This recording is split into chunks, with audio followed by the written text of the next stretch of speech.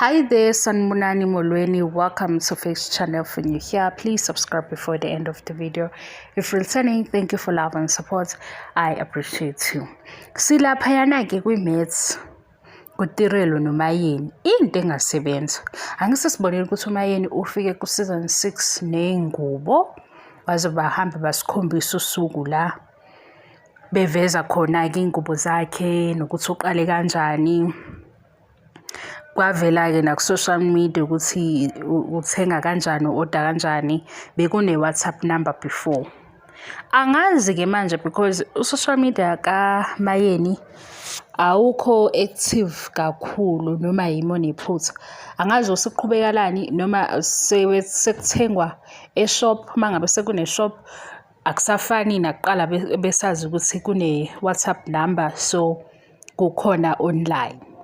Into ke siyibukayo because siyikhulumile lesiyibona ingubo sibona futhi kuvela le episode amakhosikazi ehamba yosupport uMayeni nobaba uMseleki kubavezayo ukuthi ke nakho abanakho. Ngoba isikhathi sesihambile nangu ozoba umakoti omfana noma umaka singabakho uyayithanda ingubo, uyayithanda futhi imibala egqamile. Ilana ke singena khona ku-size wakhe ngoba yena ku-size wakhe mayezofika abe bright and beautiful alethe labo khala labo uyabona beyishaye ke lezi ithombe bengaba eda futhi uMpilo noSneh ngoba noMpilo egqokeni uMandla egqokeni ugqoka kahle. Thina ke sesenza njani sesincika lapha kwi-WhatsApp number siya order ingubo ngoba into mayinhle angeke uyiyeke usuyibonile ukuthi yinhle. Kukhona nje sike sayibona ukuthi hawu lezi ngubo lezi zicishe yifane shuthi ke uMayeni engabe eme kwi-age group yakhe, uTirelo engabe eme ngapha kuthini sithi size 38 36 40 kodwa sikule age group yabo yo 30 32 ngiyaphansi ngoba manje akufani. Angithi isitayela sikaMayeni sihambisana nokuthi umaka Sibindi unkosikazi wasemzumba mase kuthi ke ne-office asebenza kulona.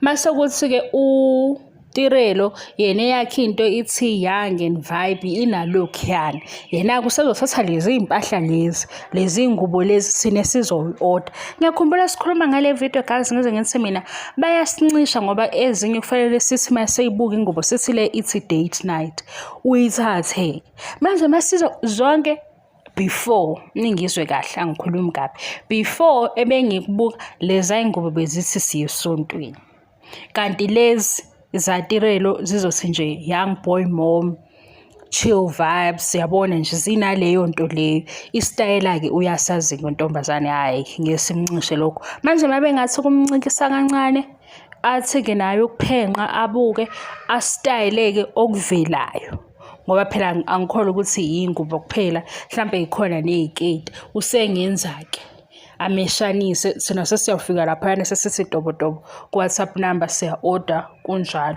liyasebenza ibhizinisi.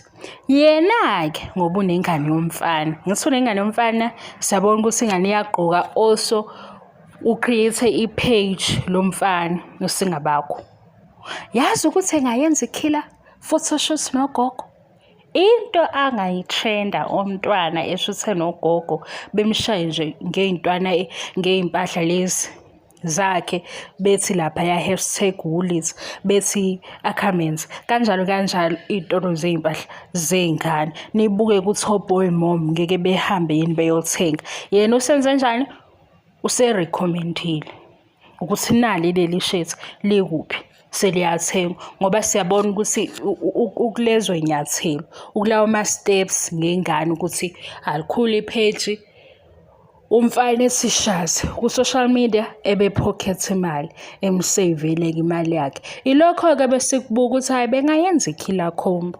I-killer combo ukuthi yena ngale kwibhizinisi kaMayeni ufaka usayizi wethu nesitayela thina lesi esithi thina ngoba siyawubona umehluko ukuthi uMayeni ungakanani manje ezinye izinto siyayibona ukuthi hayi lezi ezoMayeni ne-age group yaMayeni mase kufika uTirelo uyangena ku-30 25 26 o plus size o team thick Asibody shame-ke guys, asibody shame. Kungakuhle nje, kungakuhle futhi nangapha futhi enganeni engenza nje ama-photoshoot amahle kabi nogogo.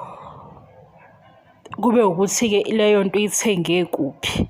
Mina guys ngike ngathenga into ePick n Pay clothing. Ngiyibona komunye usisi la ku-Instagram. Ngangingakholwa yezwani. Ngathi ngifuna ukubona ukuthi ngempela uqinisile yini. Ngathi ngiyayibuka hayibo yaphela-ke futhi leya nto leya usisi lo wazivezela yona ku-Instagram. Cha sengiyanitshela nje ukuthi kuyabhiziniseka kalula kanjalo.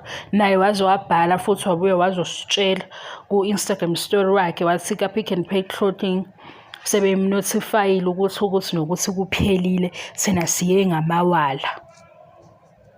Kalula kanjani. Kwaphinde futhi kwaba wokunye ngoba into enhle oyithandayo akekho ozokutshela otherwise. Akekho ozothi hawu iyeke ngoba ubani. Into enhle nje wayibona inhle wayithanda uhambe uyoyithenga. Njengoba ngitshela ukuthi uPick n Pay clothing bengawujwayele kangaka, ngawujwayezwe omunye usisi la ku-Instagram. Ngathi hawu into ehle kanje.